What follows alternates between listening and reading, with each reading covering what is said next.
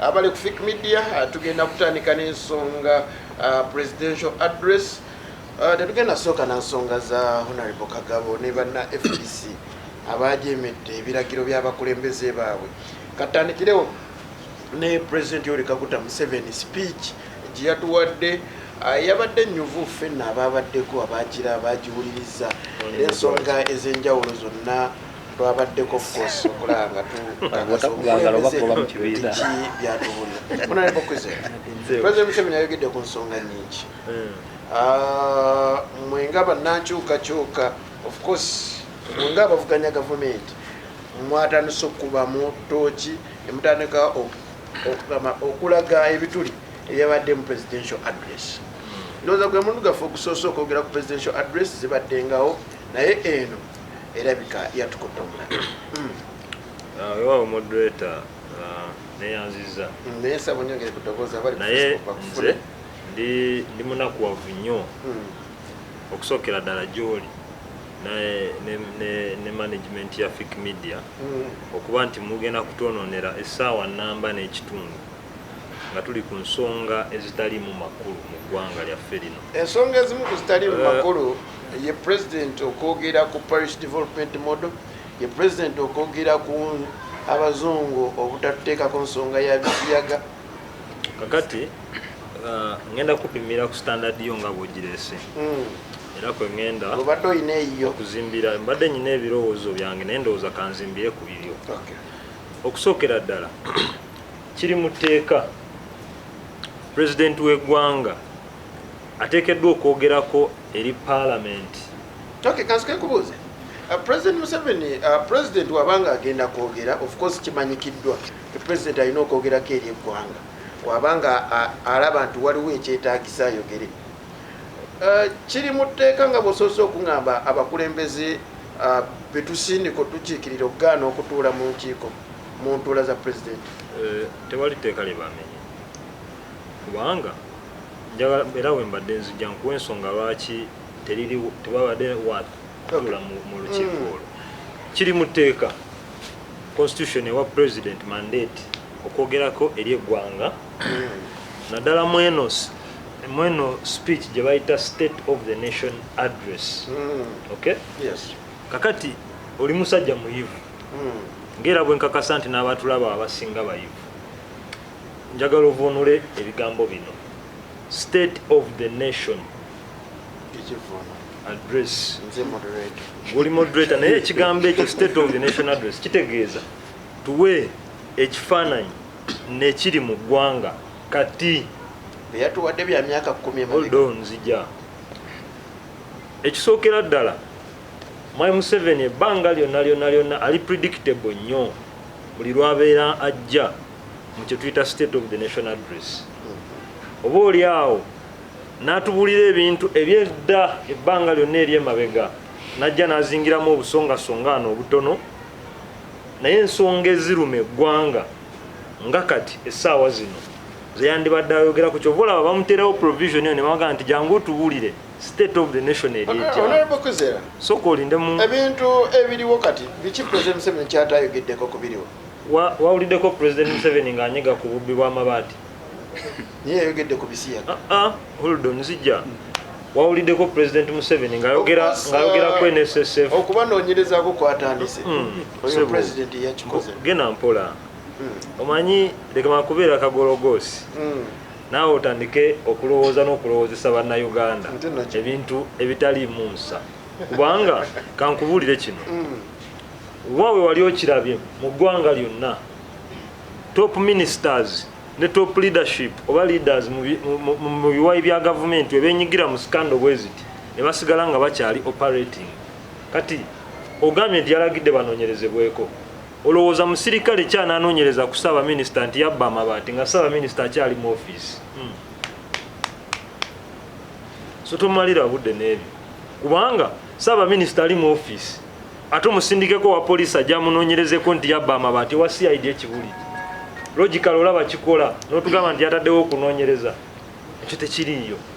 Njagala kutegeeza ensonga emu lwaki ababaka b'opposition abalimu ensa baganye okutula mu lukiiko lwa president kubanga bakimanye ebbanga lyonna Mwai Museveni tagenda kwogera ku bintu biruma ggwanga mu kaseera ako. Ababaka by the ensonga abajadde bawa yabadde ya butakozesa tenti yaabwe gye baagula ku ssente zaabwe nga bagamba tebaagala genda kololo. Ndowooza ensonga eyo ebimu sinafu ezo si ze zimu ku nsonga. Wawulira statement yafulumizibwa opposition leadership lwaki ababaka tebagenda kugenda mu lutuulo olwo. Statement kinga nalabye ne abanoopu nga gye bali nalabye bameka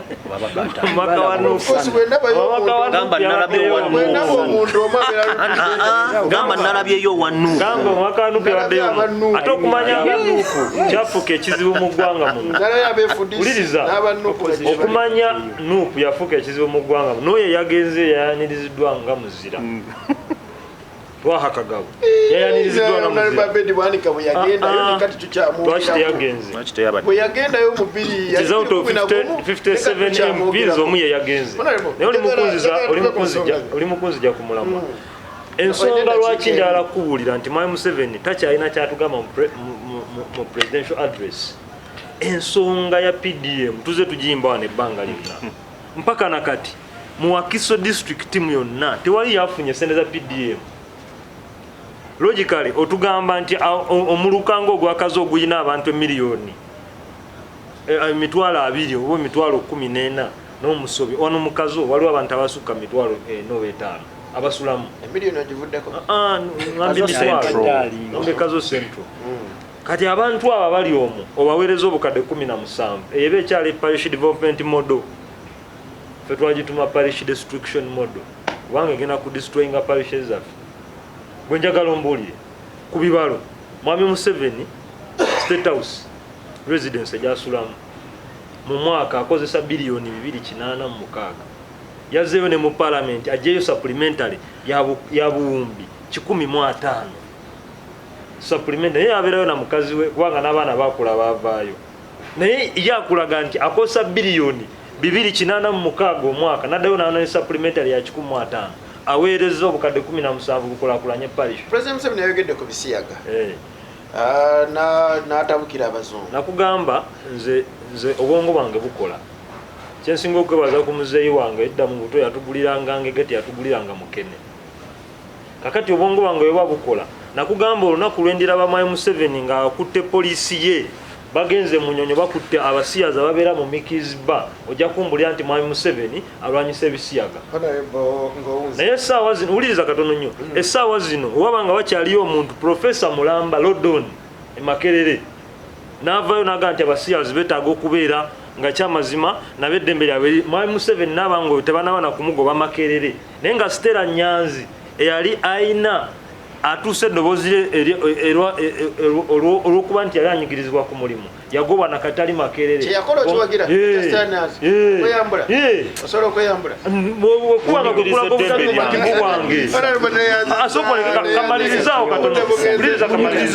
kamalirizawo katono nnyo.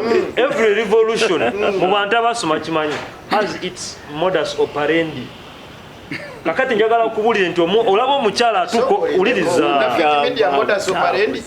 andi abali abamanyi bo bamanyi modus operandi bankola.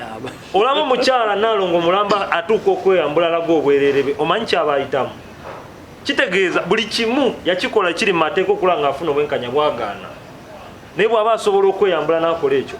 Naye ng'essaawa zino Profesa avaayo n'awagira ebisiyaga n'ogamba nti akyasomesa Makerere nga Mwai Museveni ayagala ebisiyaga bizeewo muleme kuwuddisa abantu naawe amwe bali kubeera nga kwe muli tukyali ku presidential address abantu bakyagikubamu ebitune kagende ku muna NRM walabye presidential address presidential address yabaddewo era mu dakiika 3 bannaffe media gye bayitiramu kakati president yavuddeyo bulungi.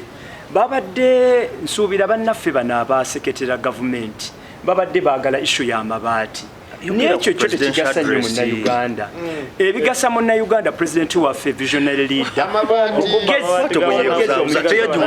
yeyaze ne outthinkinga bano naddala bano opposition President Museveni yabadde ajja okwogera ffenna essuubi lyaffe lyonna lyabadde mu kwogera ku nsonga y'amabaati because twali tukimanyi nti gagenda kuyamba abawejjere abali ekalamojja so kakati bw'akijja n'atakikoonako gwenga gwe kikuwaaki ya kakati mu nsonga eyo president oyo atakikonyeko tetwewunyiza nnyo ng'aba NRM olw'ensonga tukkirize ebitongole already state house anti-corruption unit yavuddeyo ensonga nagigikwasa era buli muntu yenna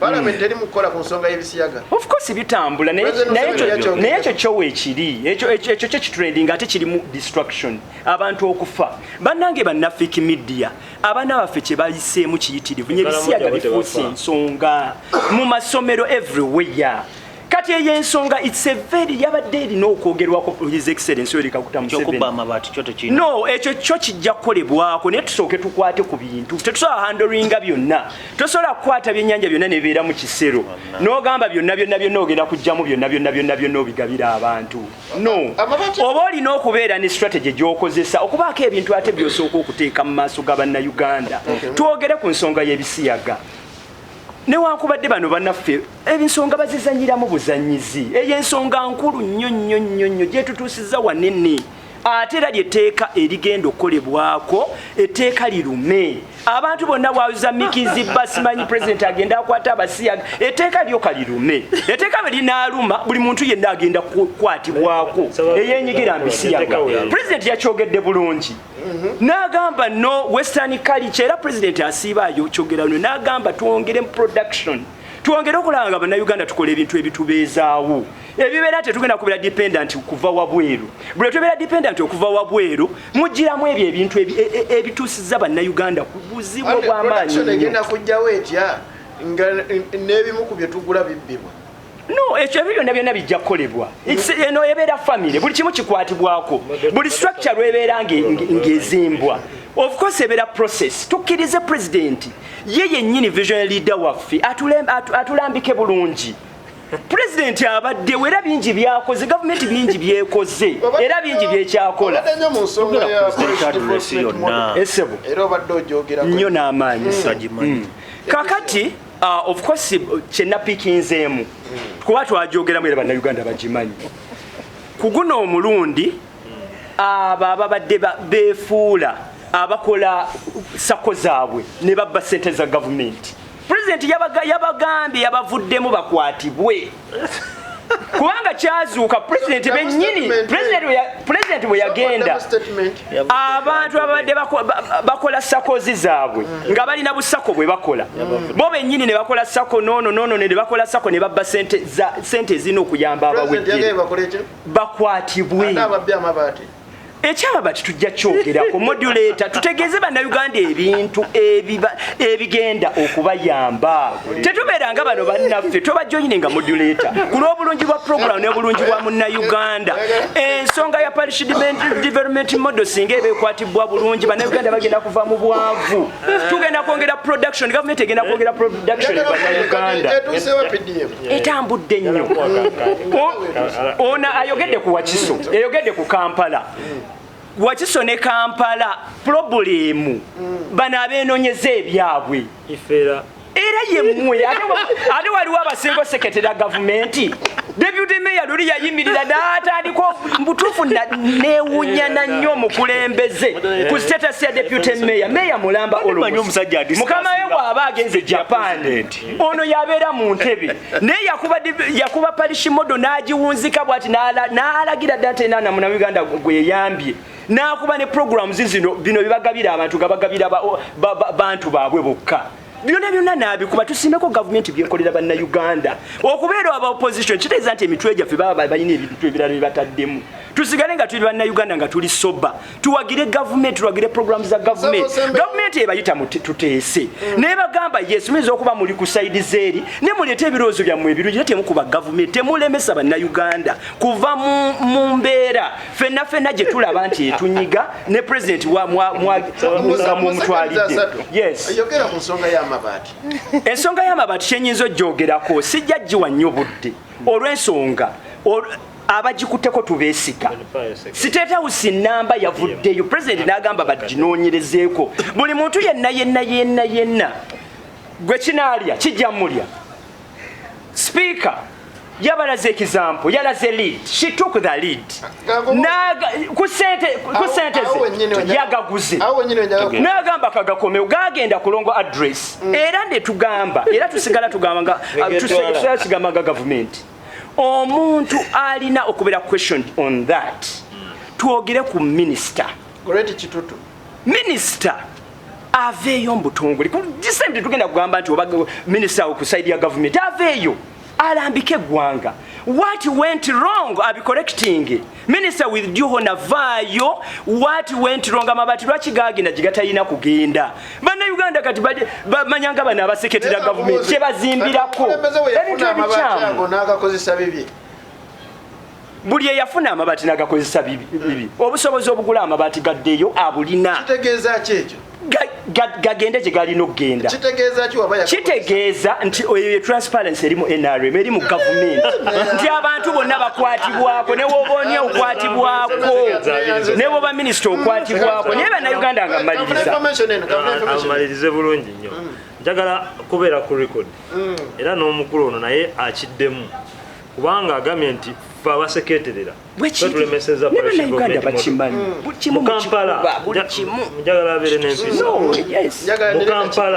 mu Kampala specifically mu Lubaga RCC wa Kampala bamuyita Anderson Bulola WNRM yavaayo n'ekiwandiiko n'ayimiriza enteekateeka yonna eya PDM ng'agamba abakulu abagirimu babeera no batekiniko temuli munnabyabufuzi agirimu kubanga PDM we baali bagireeta bagigobamu buli munnabyabufuzi n'agamba nti eyo enteekateeka eyimirire mu Lubaga kubanga abantu b'NRM abeefuula bakaada baagala kubba ssente zino kati ono njagala atuweeyoko ku recording eyo gye muwadde nga waliwo fe abalemeseza PDM obuzibu obulungi bwe tuvaayo ne tulaga statistics nti kye tekisoboka kukola kubanga olwa ssente ntono bwe ziti ate bagaba tuseketera kati okuwe kitono nnyo kamalirize kakagattega Bulola wanuka kakagattega mulemu katono abali ku Facebook tukyali fenna atemanyi bifa ku mwoyo gwa munne enkumbi afulumya bbiri fe wano ku Fik Media tumaze ebbanga nga tulondola ebituuka ku bannyinaffe ne baganda baffe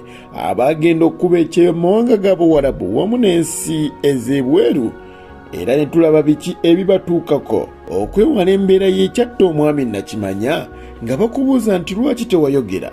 Management ya Fik Media etaddewo programu empya emboozi ya nkuba kyeyo egenda okubeerawo ku YouTube channel ya Fik Media buli lwa Monday essaawa 4 ez'ekiro nga bannyinaffe ne baganda baffe batubuulira obulamu n'embeera gye bayita mu nsi zino nga tukozesa enkola eya video call.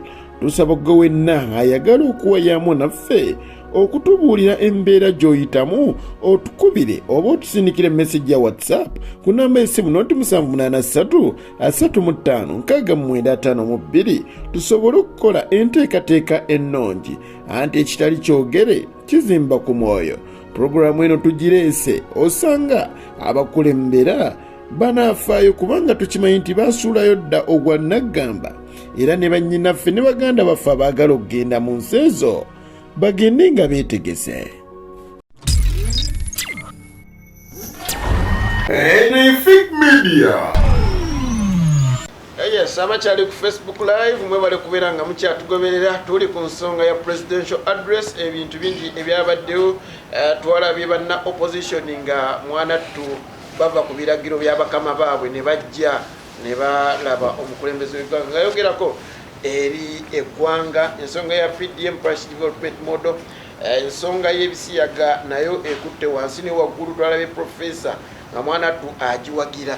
Bannayuganda nno bali mu ggwanga lya United Kingdom batandise okubanga mwanattu bawanda omuliro. Kansoke nfuna information neyanza sebo mukulu moderator njagadde okulungamya mukadde wange ono mukulu Kwezera Honorable Kwezera agenze n'agamba nti enkola ya parish development model eno bagijjamu bannabyabufuzi bonna naye njagala okumutegeeza nti enkola ya parish development model basically okuva ku miruka ekulemberwa abachairman b'emiruka benkakasa nti nabo bannabyabufuzi era balondebwa bantu so n'olwensonga eyo njagadde mutereeze bw'ogamba nti yagobebwamu bannabyabufuzi simanyi kyoba otegeeza nga ate local leaders bagyetabamu butereevu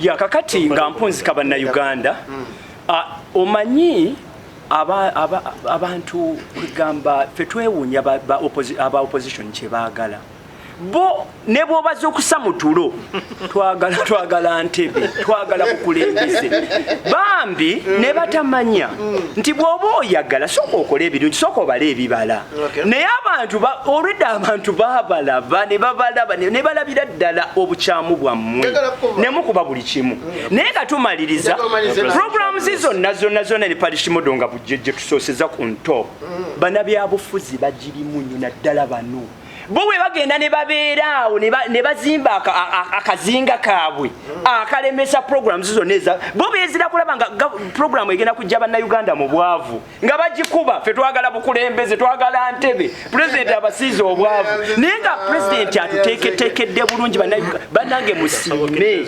opposition baganda bange musiimeko programs ezikolebwa gavumenti newankubadde muli ludde eri ate mujje tukotambulire wamu fe musana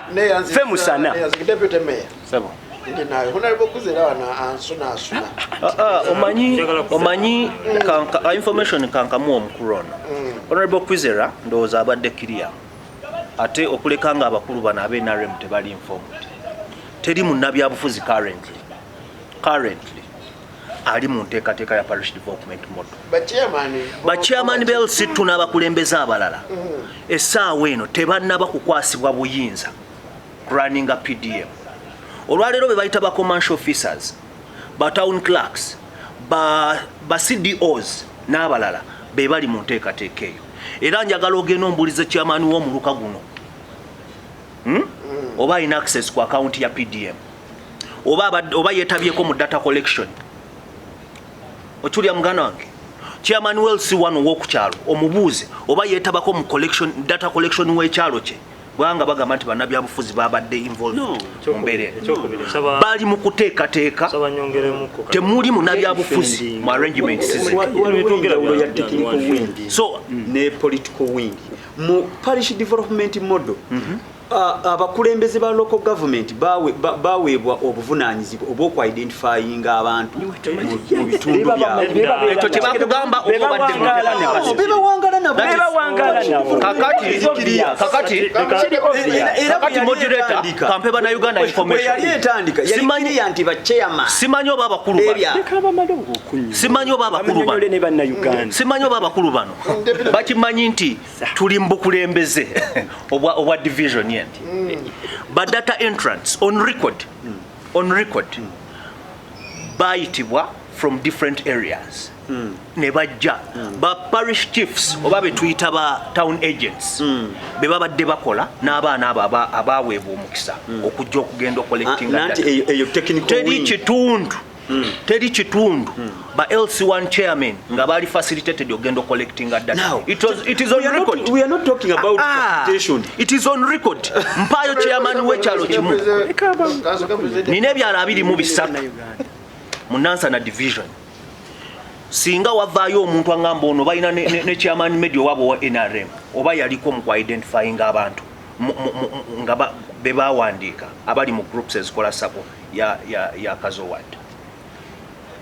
Ebyo kambiveeko manyi bino ebintu ffe twogera kye tulaba ne twogera ng'enteekateeka yonna bwe tetuteebereza kuba tuli bakulembeze tubadde mu nteekateeka zino nga tulaba engeri gye zitambulamu. Genda mu maaso Deputy Mayor.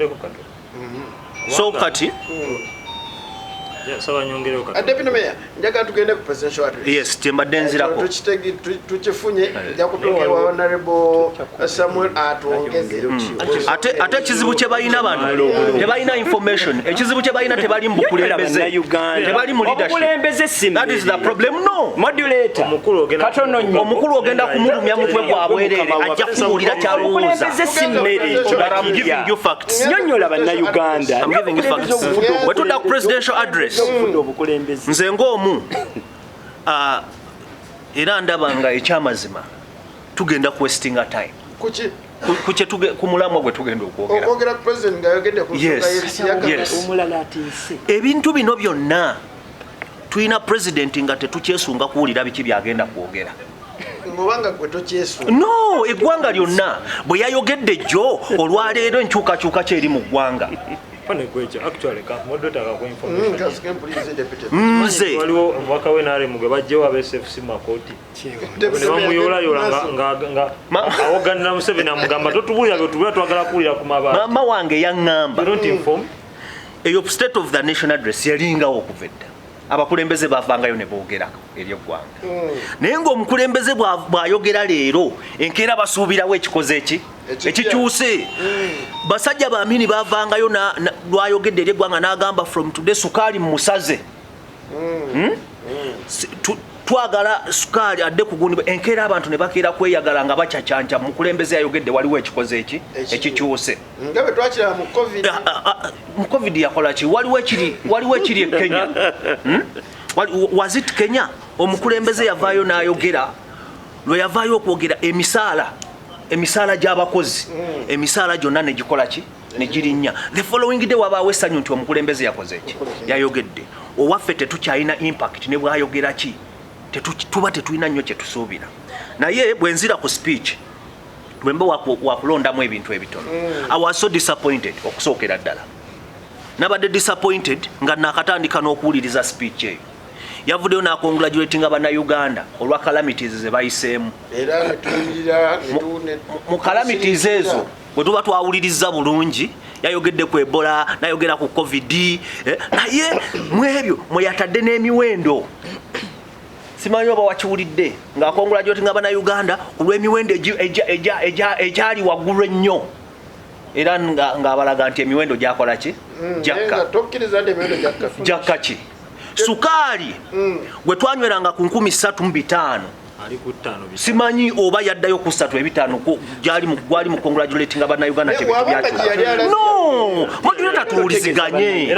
Inflation ekintu ne bwe kirinnyamu siringi 5 waliwo bannayuganda abakivaako because of that.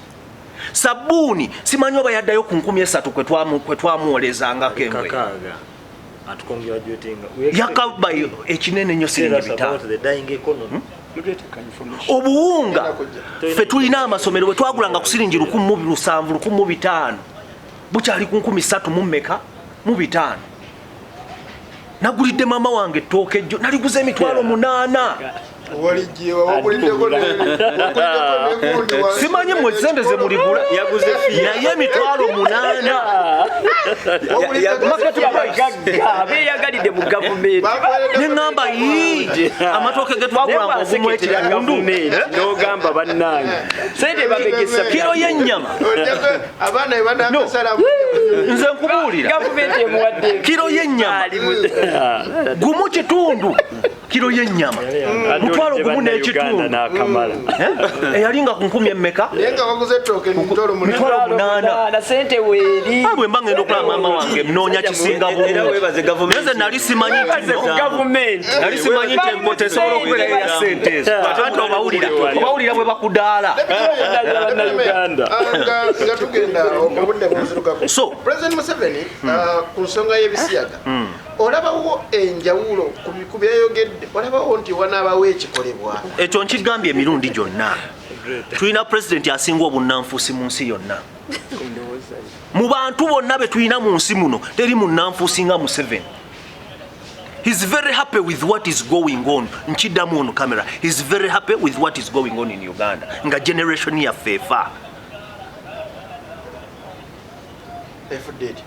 Ate bisiyaga bikola ki? Of course yali mu kubirwanisa. Ng'akoze eki?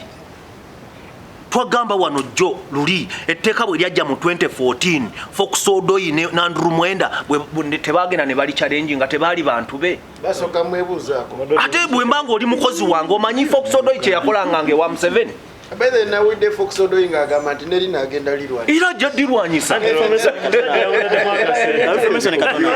olwaleero ompa information oba supplement oyaga ku supplement kale byombi omukulu oyo Odoi goyogerako be baali bamusakka kiiko akagenda okuteekateeka oba okuwuliriza ebirowoozo by'ebisiyaga naye ng'ate mu 2014 ye yakolagana ne Andrew Mwenda mukodomi wa Mwami Museveni ne bawaabira etteeka eryo nga ne ssente Mwami Museveni yazibawadde nga n'omulamuzi yamutaddeyo mu kkooti era ye yamulonda etteeka ne balisazaamu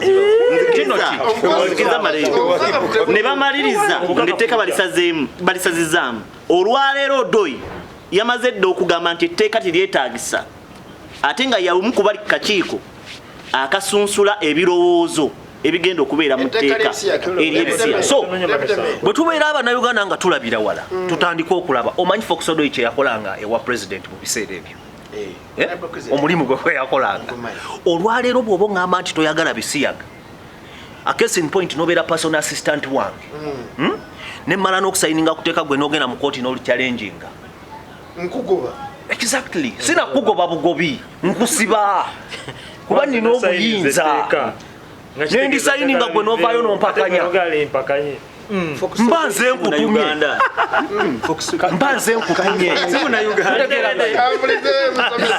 bannange baganda baffe temuddiisa bannayuganda omuntu abeera entitled bwabuntu bwabanga munnayuganda nze nsobola okubeera ne assistant wange nga deputy mayor walinaani ne mukama we Matovu alina ebirowoozo byera lumu biri ku kamera n'atugamba nze ebirowoozo byange ndinga deputy ki omuntu ekyokubeera personal assistant wange n'abaako ye kyatalinamu mirembe abeera okke nakyo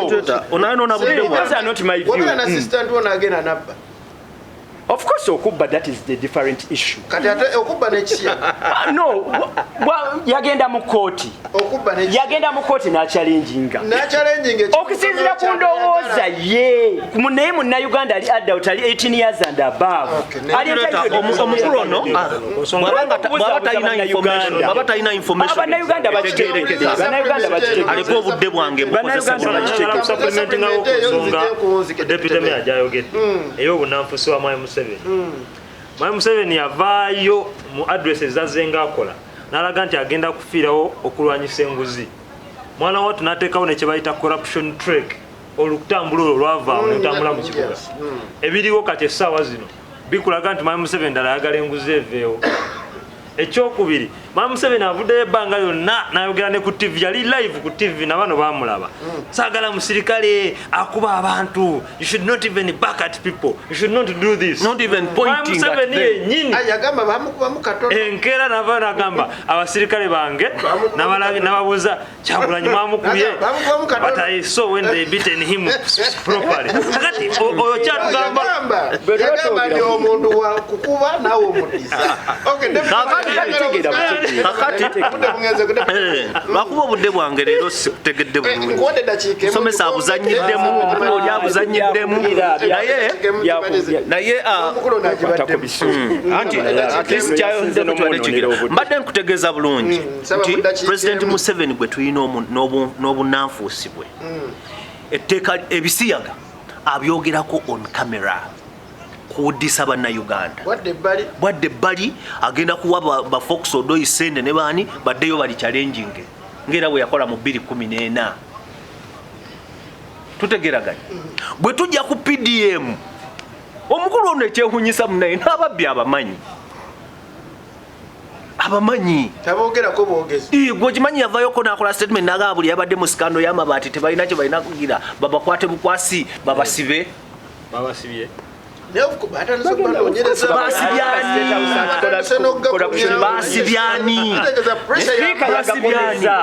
kakati kankubulira ebigambo bino bano abantu be balina ssente z'eggwanga olwaleero nze tonyumiza mbugwe speaker wabba amabaati ate okutte ssente ogaguze mb'ogakomezaawo. Of course ekyo tekikujjaako musango. Matiya Kasaija novayo nogamba amabaati the iron sheets found them found their way to my home. They found their way to my home. Nze tonyononera budde naawe. So nze sirina ssuubi mu Museveni in whatsoever case.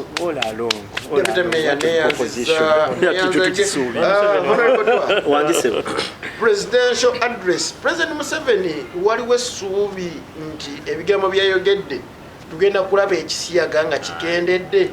Waliwo essuubi okulaba nga ensonga y'amabaati. Of course ayinza baati yagikonyeeko naye nga twalabye nti kiri mu process. Bw'olaba ng'oli mu famire oba maka nga taata atandise okugula kiro y'ennyama n'asibamu olwayi mu afu n'ekkoota ne bagifumba baba tebannajjula ate n'ekkoota gye yaleseewo oba waafu eri gye yaleseewo nayo n'agibba n'agirya omanya nti amaka gamaze okuggwawo. Mwami Museveni ebinkumbidde mu buyinza biri bisatu: butemu, buli bwanguzi na bubbi.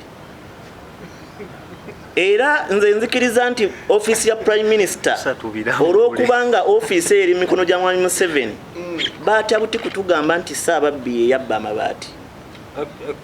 Buli muntu ali mu Uganda asobola okukkiriza nti bw'obeera n'omumyuka wo nga Vice President nabba amabaati ng'olwanyisa obulyake ekisookera ddala kumugoba. Yoyogera bikuvunaanyizibwako.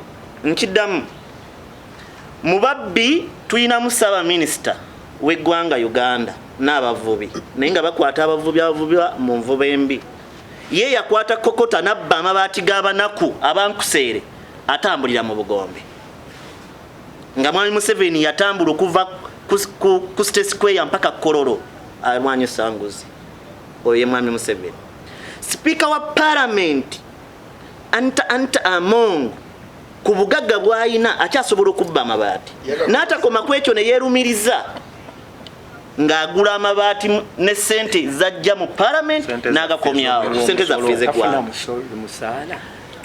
Ssaabaminisita ng'ayolekeddwako vice wa Mwami Museveni bonna babba amabaati.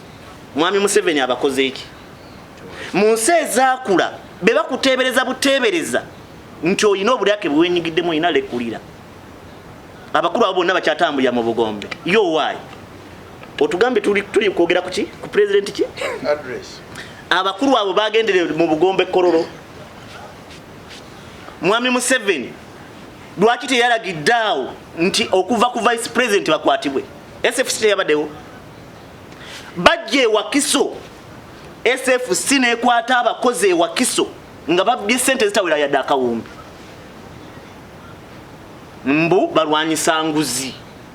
N'ekikwewuunyisa mu mwaka oguwedde omukyala anoonyereza oba akulira akakiiko akanoonyereza ku buli bw'enguzi Betty Kamye yagoba omu oba yasingisa omusango ogw'abali b'enguzi mu ofisi ya Ssaabaminisita. Olwaleero bamuwadde omulimu mu State Council tanaweza yadde emyaka 10 naye ng'etteeka ligamba senga osingisibwa omusango gw'obuli bw'enguzi ng'obadde mu ofisi ya gavumenti omala emyaka 10 nga tozeemukola mu ofisi ya gavumenti yonna. Abaffe obuli bw'enguzi kyafuuka baana baliwo kubanga nakugamba Mwami Museveni yasinga okulya enguzi n'okugigaba. Be yali ajjawo ekkomo ku bisanja yawa ababaka ba Parliament obukadde 5 yeekuumire mu buyinza. Be yabadde ajjawo ekkomo ku myaka yagabye obukadde 25 abaffe esinguzi. Njagala nkutegeeze Mwami Museveni tasobola kwawukana na buli bwanguzi na bubbi kubanga wayawukana nabyo gavumenti weekoma. Mwami Museveni kamukutegeeze okumanya Mwami Museveni mubbi akolagana n'ababbi akukuta n'ababbi ateetalana n'ababbi era abaagala nnyo. Mwami Museveni yalonda minisita w'ebyenjigiriza nga mukyala we naye minisita oyo nga tanafuuka minisita w'ebyenjigiriza yali minisita w'Ekkalamojja. okumanya nga omwami oyo musosoze mu famire ye mwe muri minisita w'ebyenjigiriza yasoma nnyo mu famire ye mwe muri minisita omukulu akulira akakiiko ka bonna bagaggawale nga mutowe oba yasoma ki omwami oyo musosoze nebe twogerako ffe basozoze kati kankubulire minisita w'Ekalamojja mukyala Museveni be yali minisita w'Ekalamojja be yali agenda Kalamojja emmotoka ye yanywa diesel be yali ekomawo yanywa petrol emmotoka yemu waliwo komenti gyenfunye ng'ogamba nti oyo takyali mukulembeze wa ggwanga w'abantu mukulembeze wa family nanti kati kenjagala nkulage emmotoka yemu yanywa petroli ng'egenda be yali ekomawo yanywa diesel emmotoka yemu motoka kyeyo yali minisita w'Ekalamojja emmotoka yemu mu kugenda yanywa petrol mu kudda yanywa diesel bakolwaki wano mu Uganda ng'ate ekikwewunyisa basobola ku kitanda kimu n'akugamba agenda olwanyisa obulyato kakati omuntu gwe twogerako anti mu accountability kyekyo kye baakola omuntu gwe twogerako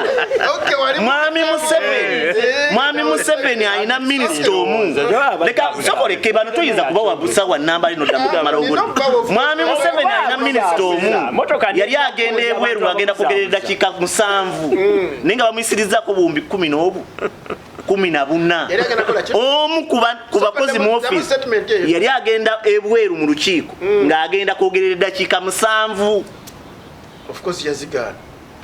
eddakiika 7 nga zagenda okwogerera omu ku ne saba minisita yagenda mu congress mu America yalina okubeeramu mukyala Museveni nga minister of education actually mukyala Museveni okumanya ngeno government yafa n'atweetinga n'agamba I've delegated the prime minister kyokka minister ata delegating a prime minister agenda mberere mu lukiiko nabanja uliriza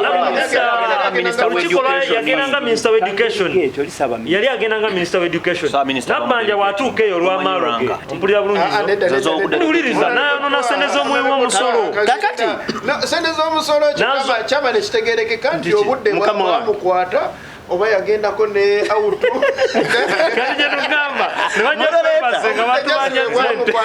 moderator eyo gavumenti gye tulimu state house embwe ziriyo zikozesa miliyoni 2 olunaku lutya omukulu akugamba Paris Modo omuluka mulamba gwadde obukadde 17 njagala okumanya ono omuwala furu figa yali amuwe emmotoka yali ya sentemeka samanya ate ono yali omuyimbi ate yali muyimbi munne Ronald Mayinja ani agula ensi yamuwe emmotoka ya bukadde bumeka omuntu atya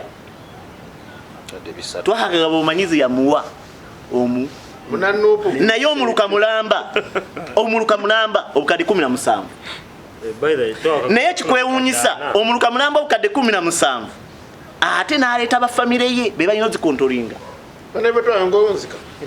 sinabatuuka wunzika ebintu bingi kubanga tonnabakumbuuza ku mwami Museveni okwogera ku nsiyaga tonnabakumbuuza mwami Museveni lwaki yawadde amabugo abatuukibbwako obuzibu njagala okumanya mwami Museveni yawadde abazadde n'abaana abafunye obuzibu ku luguudo lw'Emityana kitalo nnyo ddala abafamire naye njagala okubuuza mwami Museveni abakyala bafiira mu ssanya n'abaana be bazaala mabuga abawammeka awenyine kasoke mpumulemu katono abali ku YouTube kampumulemu abali ku Facebook tukyali ffenna mwe bali kubeera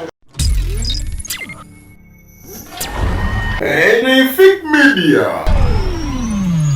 Bakulisayo tubadde tuwummuddemukko katono owadoga Bible kolete mukama wange obudde ogenda ku nsi yenna yebakane musajja munne yeetaaga kufa mwami Museveni waba amanyi nti ddala ayagala ebisiyaga biveewo alagire mu palamenti y'ejjuda abakaba ab'NRM bakole etteeka ng'ekibonerezo ky'omuli ebisiyaga kufa kakati tulabe mbadde nkugamba nti kibi nnyo era kitalo nnyo abantu abo abafamire zaabwe tubakubageza abaana n'abazadde wamu n'abasomesa ne nannyini essomero oba ne banannyini essomero naye tufiirwa abantu abaana 18 buli lunaku 18 kale 16 tufiirwa abakyala mu lutalo Mwami Museveni abakubagiza okyajjukira ekyaliwo ku 23 waliwo ekiba kiguddewo okyajjukira ekyaliwo ku 23 mu hoteri ya mukazi we waliwo ekiba kimanyi kitandise moderator okyajjukira ekyaliwo ku 23 afa covid buno obudde tetukyamuwa nnyo obudde kati leka nkubuulire yamufa luli emmotoka eyatomera abaana b'essomero ogimanye ekikati be bagiyita bakiyita batya sinutulaka za mwami jje n'omuwoozi ne Sale nga maneja waabwe ye pasita omu mu Uganda balinga oboogedde ye pasita Kakande okitegeera naye olw'okubanga bamaze okusaddaka abaana b'abantu bakumyewo babawakubu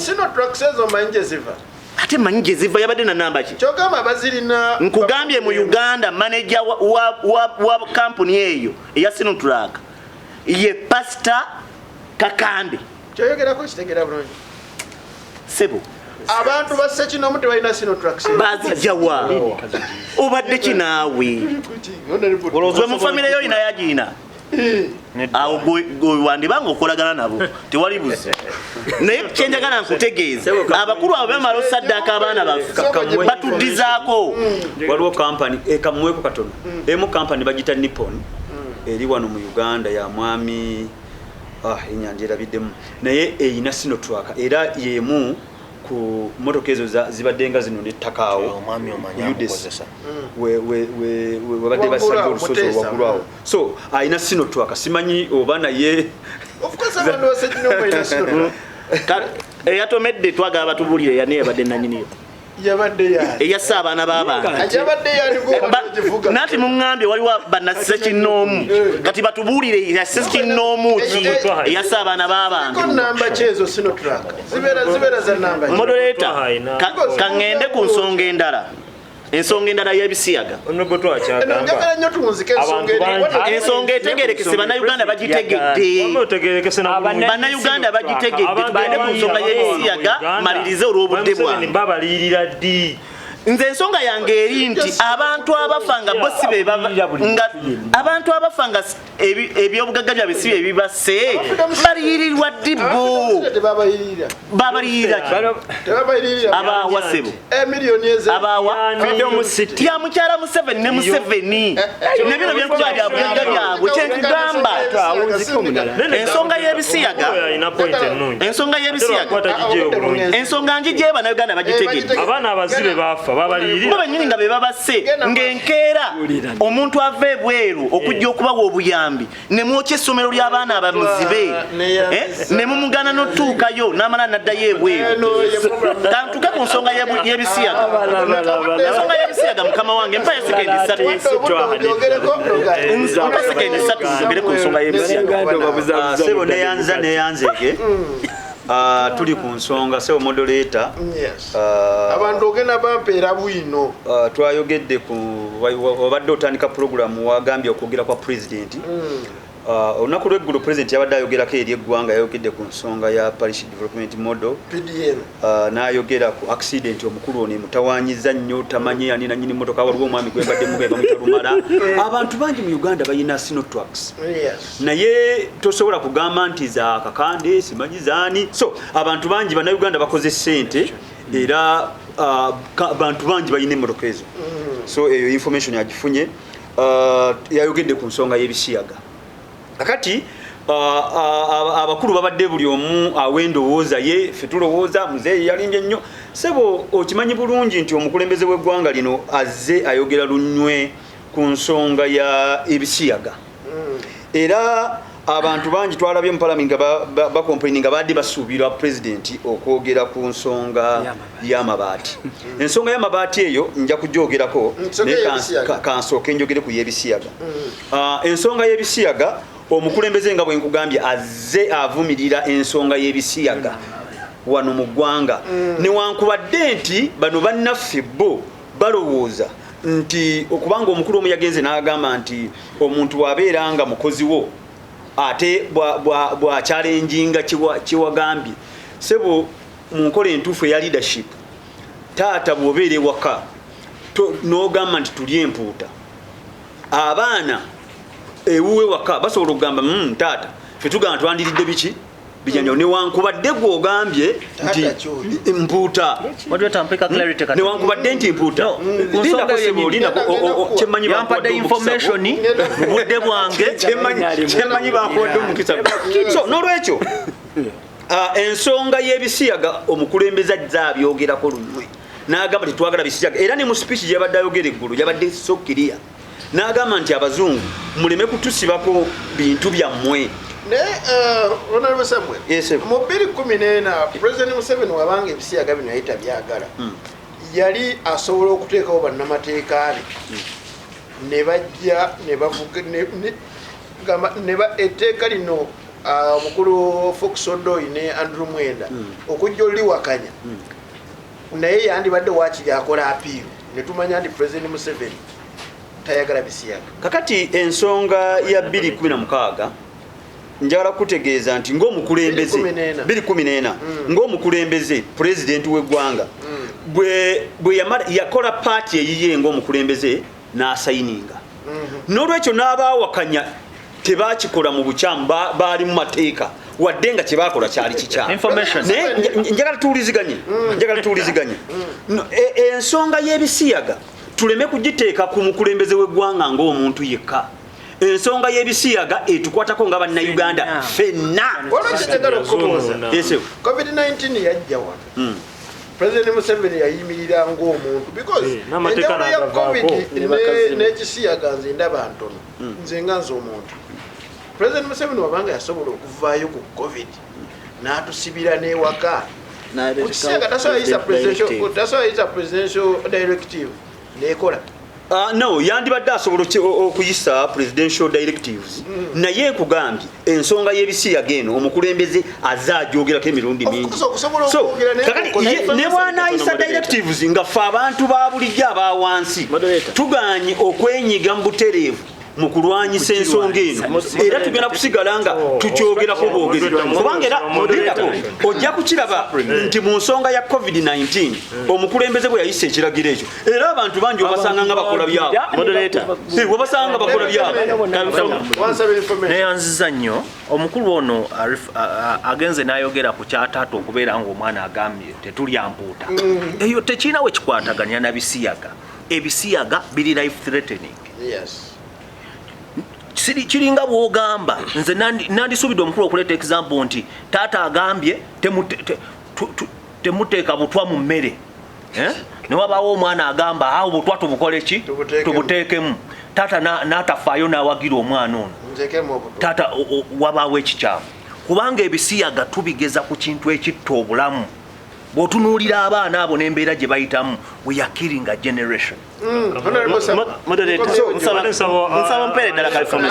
N'olw'ensonga eyo ensonga y'ebisiyaga bino ekituufu kiri nti nze njagala kusaba bannayuganda ffenna wamu kitole bannamadiini n'abantu bonna tulwanyise twekwatire wamu palamenti ng'erina enteekateeka y'okulwanyisa ebisiyaga okimanyi nti ffenna abantu gye tuli basinze nnyo okulwanyisa ekisiyaga ekyo balaba omuntu wakiri babadde bamuboola naye gavumenti ku bantu bebadde ewulira nti bano basiyazi ebadde bakola ki kanyongereko nakana katangaza waliwo video etambula ku social media tugirabye week in week out ng'abaana bavaayo ne bagamba pasita Kayanja watwebakako ate ng'ogyeko n'okutwebakako n'otasosola natusasula kakati Mwai Museveni wagamba nti abantu tebavuddeyo kimala lwaki tavaayo kati nga example weziri naye omanyi kye baakoze abaana ate kubakwata kubateeka ku poliisi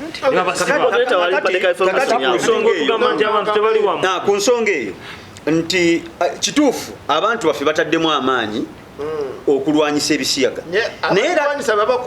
naye era tukkirize nti tetubaddeewo na tteeka dambulukufu likugira bisiyaga lwaki ababirwanisa babakwata obanga tewali tteeka omunnamawulire wa New Vision yali anoonyereza ku kisiyaga ekyakolebwa e Buddo yakwatibwa yakateebwa ndowooza no yamaze n'atiibwa ekintu ekyo kyogera anti era nga bwe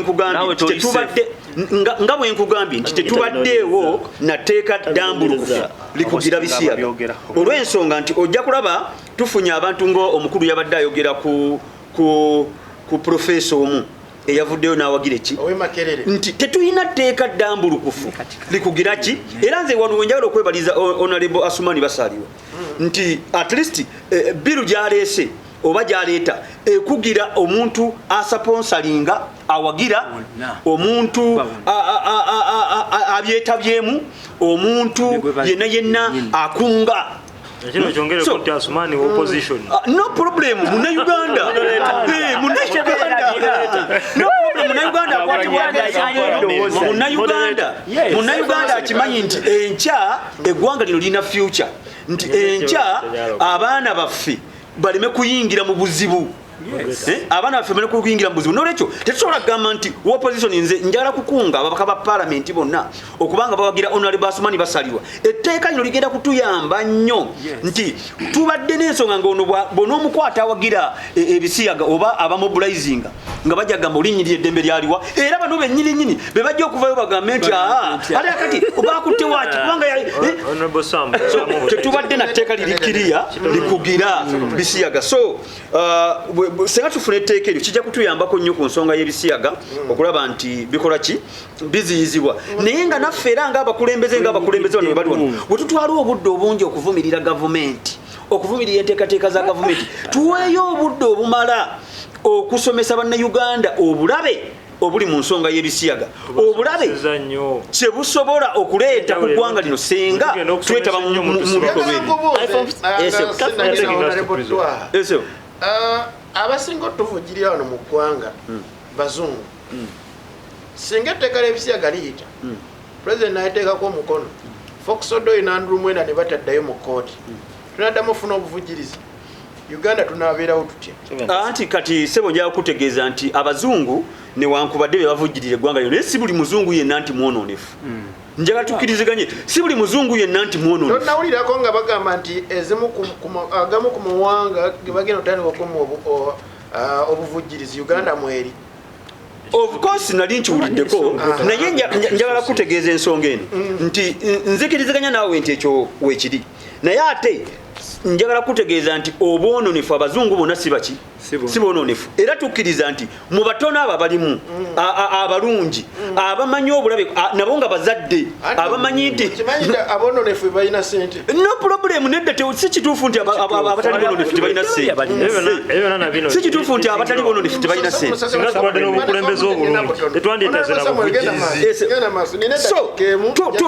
tukkiriza nti abo abatono abaana babasigadde abazadde nabo nga balina abaana nga nabo bantu bazaalibwa kubanga senga tewaaliwo bikolwa by'abantu banjawulo nti omwami n'omukyala nabo bennyininyini abawagira ebisiyaga nabo tebandibaddewo so abatono abo abasigala nga bagamba nti bajja kusobola okuyimirira ne Uganda nga naffe bannayuganda tweyamba okulaba nga eggwanga ligenda mu maaso. Lwaki emabegako pulezidenti yayita vaayo kukirwanisa nga kibaddewo ebbanga lyonna?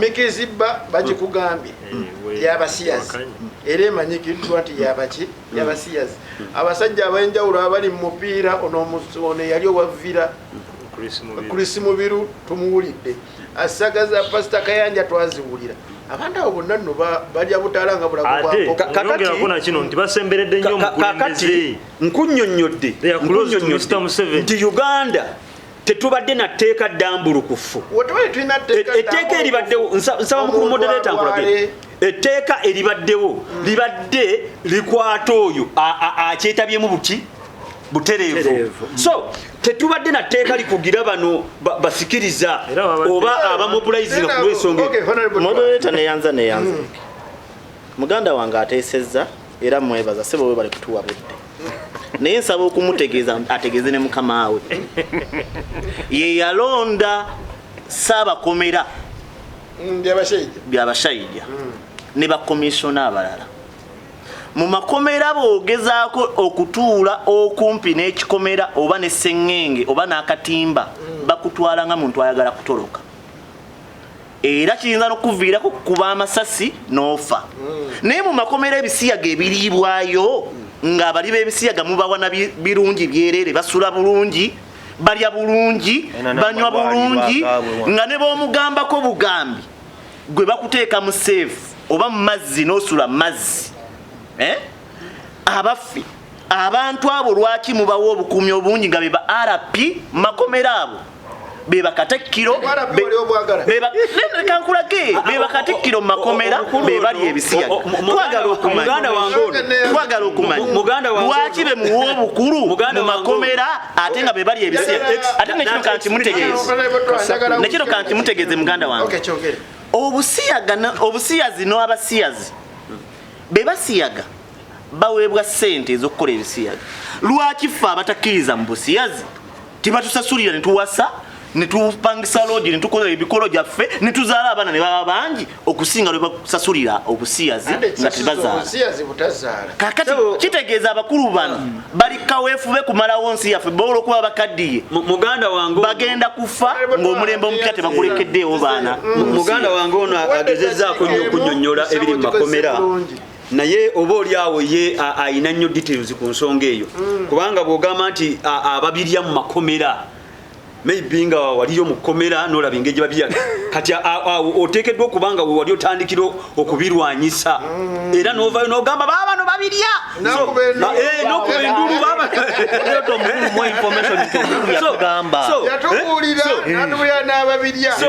kakati ensonga eyo awo twogeredde nti bannayuganda ffenna ensonga y'ebisiyaga ekola ki etukwatako nzikiriza njogere ku nsonga y'amabaati katono ensonga y'amabaati katono ensonga y'amabaati eno bannayuganda bonna babadde basuubira omukulembeze w'eggwanga okugyogerako naye okubategeeza nti nga tulina ensonga eggwanga essaawa zino wetubadde okuva wetuvudde tubadde n'obuzibu mu nsonga y'ebyenfuna mu ggwanga so omukulembeze n'ateekateeka pulogulaamu ya PDM okulaba nga eyambako bannayuganda okweddaabulula mu byenfuna kakati nga tulina n'ensonga endala ng'ey'ebisiyaga ensonga y'amabaati ebadde ehandolingibwa palamenti era palamenti yateekawo olukiiko okulaba nga banoonyereza ku mivuyo egyakolebwa mu mabaati naye omanyi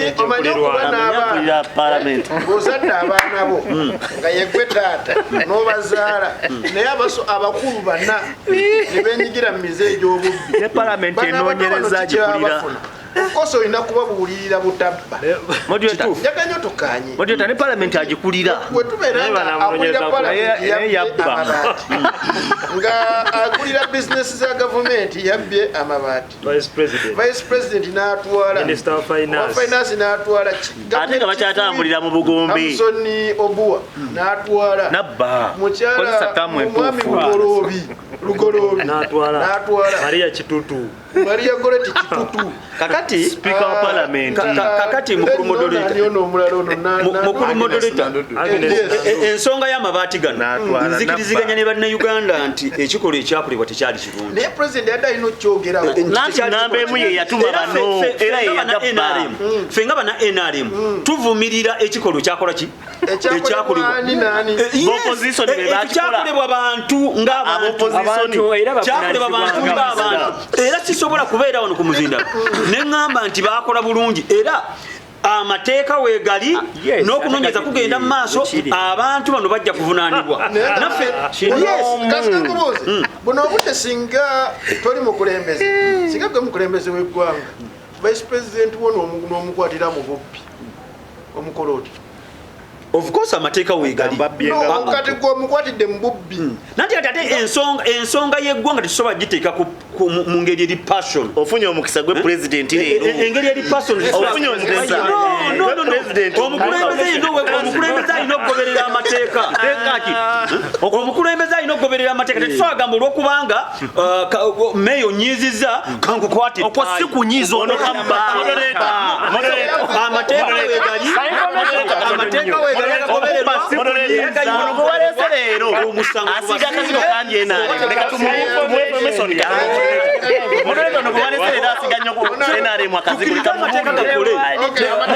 tukiriza amateeka gakole n'okunyiiza byanjawulo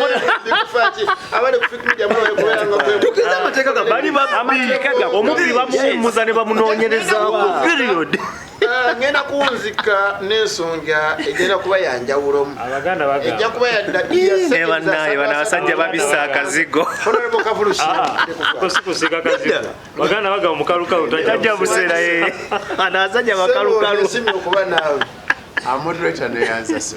Waliwo ekigenda maaso g'eggwanga. Waliwo omusumba omu omukulu ono atera omuyita Haji naye Ssebo Haji aba agenze Makka. N'avaayo ekyahaji kiva mu kutambula lugendo. Yavaayo n'atugamba nalimanyi buli abeera n'abakazi abangi abahaji era kanyongere muterezaamu yetonze n'agamba bale nsaba nsigaze owa moderator tatagenda mu maaso yavuddeyo n'agamba baitha afuddeyo enfunda nnyingi nga alumiriza Honorable Kyagulanyi Ssentamu. Bannanuupu bangi bavuddeyo ne bamwambalira abantu ab'enjawulo bavuddeyo ne bamwambalira ddala bannanuupu nga mwe mulina amyuka omwogezi wa Nuupu omukulu wa Isa Mufumbiro. Naye nga ekibuuzo kye kiri bwe kiti gwe oyogera ki ku bisiyaga? Avuddeyo n'agamba ekiwamba abantu n'ebisiyaga byawukana. Byonna bitta abantu. Ye bugingo. Byombi byawukana. Ekibuuzo kye kiri bwe kiti lwaki ntandikidde awo nti of course kiri nnyo mu mawulire. Oli munna Nuupu omanyi sitandi ya Nuupu naye waliwo okuba nti waliwo sitandi ya Nuupu ng'ekibiina naye sitandi y'omukulembeze yo ng'eriwa. Omaliriza era nkuwuliriza Moderator neyanziza naye nga sinnagenda eyo. Lwaki tosoose kangende direct tukkiriza ffenna mu Uganda nti twakikkiriza nti bwekiba kiganye Uganda tukikwasa Kyagulanyi. Bwekibanga kituufu nga Pastor Bugingo akimanyi nti kituufu nti President we gwakkiriza ne mukama we gwakkiririzaamu MK babanga bakkiriza nti balemereddwa. No, tebalemereddwa. Ate kati yandibadde amuvudde kirimu ekiti ye agamba bw'ati nti MK yavuddeyo n'akiwakanya. President Museveni naye n'akiwakanya. Dr. Kanokiza Besigye asirise. Mukyala Byanyima ye era simusubira yayogera ku Besigye. Yamwogerako. Dr. simusubira kuba ku Mukyala we Byanyima ye yabyogedde n'agamba President Museveni osobola tuzanyira katambi kawini Byanyima kakati nsaba okimenyewo. Tis a valid statement. Nsaba okimenyewo. Sigenda kimenyawo kuba statement.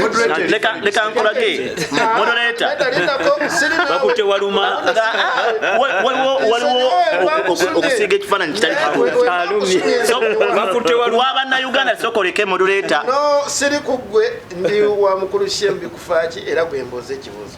Oli wadde mbosaba information obanga okakasa nti onompakanya. Ngenda mu maaso. Dr. Besigye yasirika.